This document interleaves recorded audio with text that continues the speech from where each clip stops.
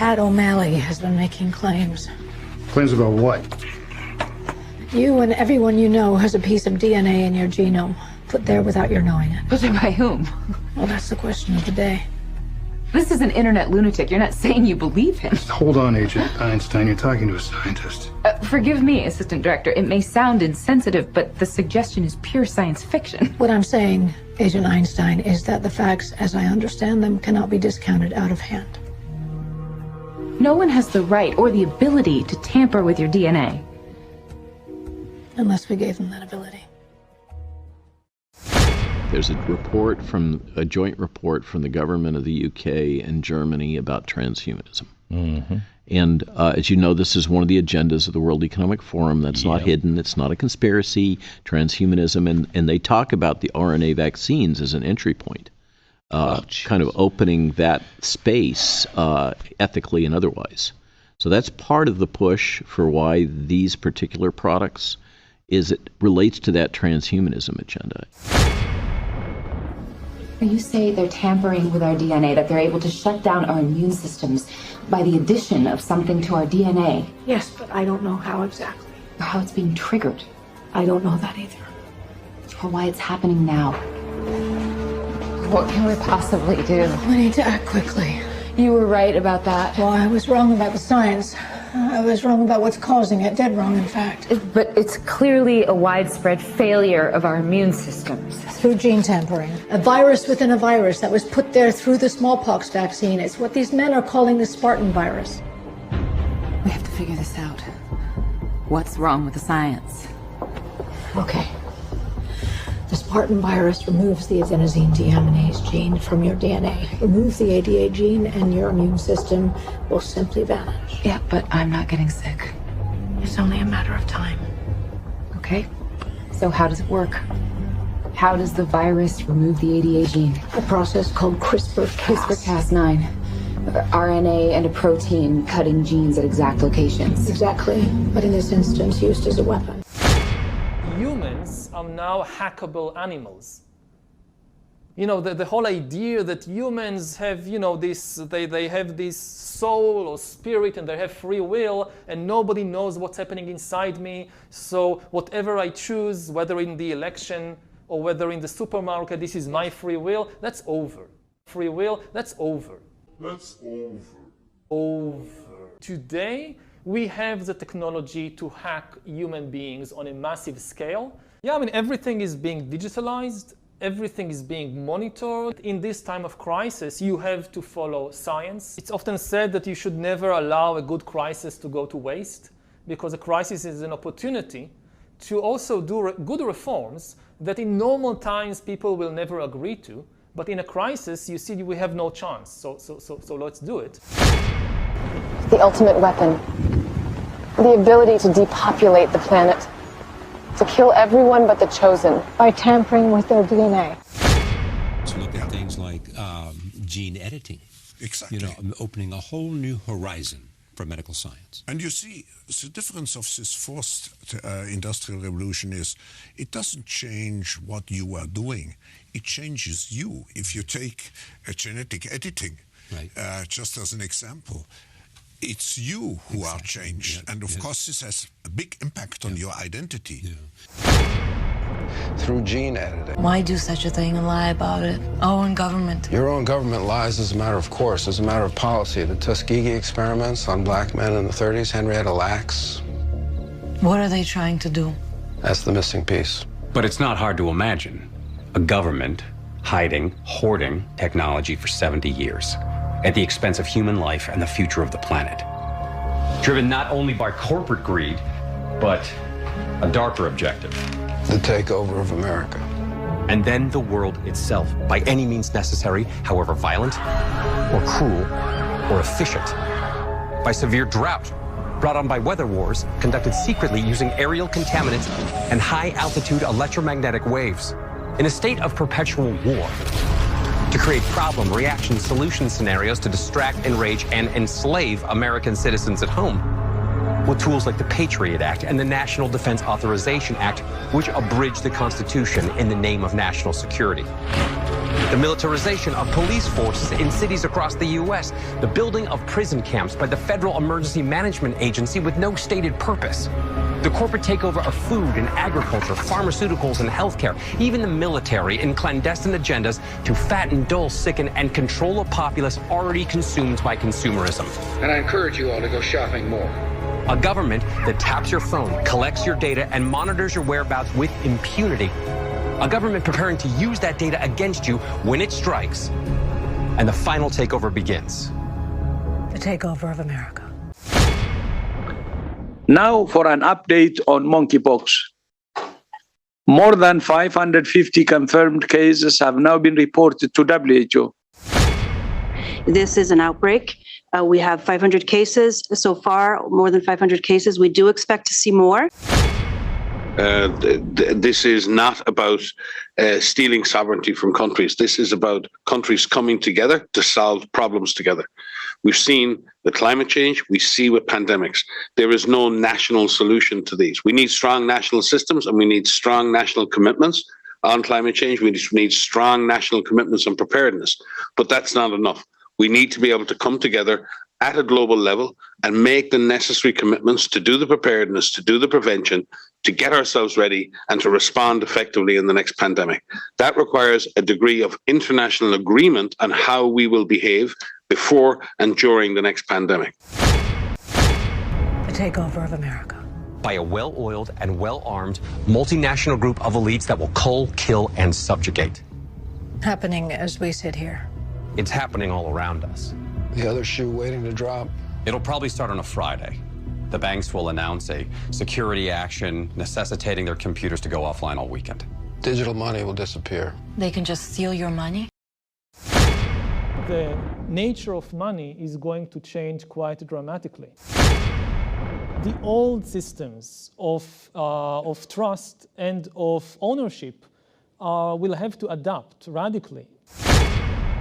Maybe the financial system will become so complicated as AI takes over more and more of the action that it will be just too complicated for the human mind.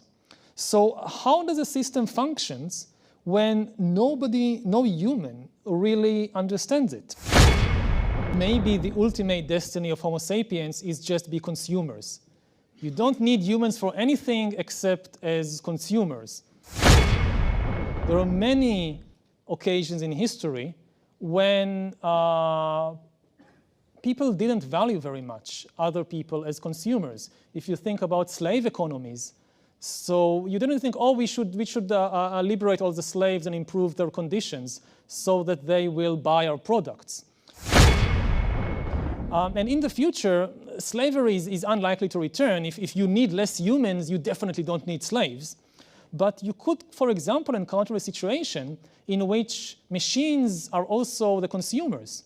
You need consumers, but even in consumption, somebody is doing a better job than humans. You could have an entire economy flourishing without humans in the loop. You can have one corporation that mines ore and produces steel and sells it to a second corporation that produces robots. And they are sold back to the mining corporation that mines more steel, more iron, produces steel, sell it to the robotics corporation. And these two corporations can form an entire economic ecosystem which can spread from planet Earth to other planets and throughout the galaxy, just colonizing new planets and asteroids to mine things, and you just don't need humans in the loop. Followed by the detonation of strategic electromagnetic pulse bombs to knock out major grids. What will seem like an attack on America by terrorists or Russia. An invasion of the U.S. The Russians tried it in '47. Again, I think that the biggest question maybe in economics and politics of the coming decades will be what to do with all these useless people. The problem is more boredom and what to do with them and how will they find some sense of meaning in life when they are basically meaningless, worthless. My best guess at present is a combination of drugs and computer games as a solution for more. It's already happening, Under different titles, different headings, you see more and more people spending more and more time or solving their inner problems with drugs and computer games, both legal drugs and illegal drugs. You look at Japan today, and Japan is maybe 20 years ahead of the world in everything, and you see all these new social phenomenon of people having relationships with virtual spouses. And you have people who never leave the house and just live through computers. I think once you're superfluous, you don't have power. Again, we're used to the age of the masses of the 19th and 20th century, where you saw all these successful, massive uprisings, revolutions, revolts. So we are used to thinking about the masses as powerful. But this is basically a 19th century, a 20th century phenomenon. I don't think that the masses, even if they somehow organize themselves, stand much of a chance. We are not in Russia of 1917 or in 19th century Europe. What we are talking about now is like a second industrial revolution, but the product this time will not be textiles or machines or vehicles or even weapons. The product this time will be humans themselves. We are basically learning to produce bodies and minds. Bodies and minds are going to be, I think, the two main products of the next wave of all these changes. That is optional. Again, and if you think about it from the viewpoint of the poor, it looks terrible because throughout history, death was the great equalizer. The big consolation of the poor throughout history was that, okay, these rich people, they have it good, but they're going to die just like me.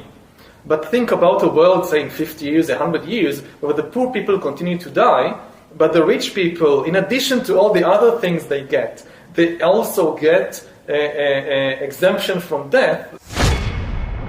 Once you really solve a problem like direct brain-computer interface, when brains and computers can interact directly, for example, to take just one example, that's it. That's the end of history. That's the end of biology as we know it. Nobody has a clue what will happen once you solve this.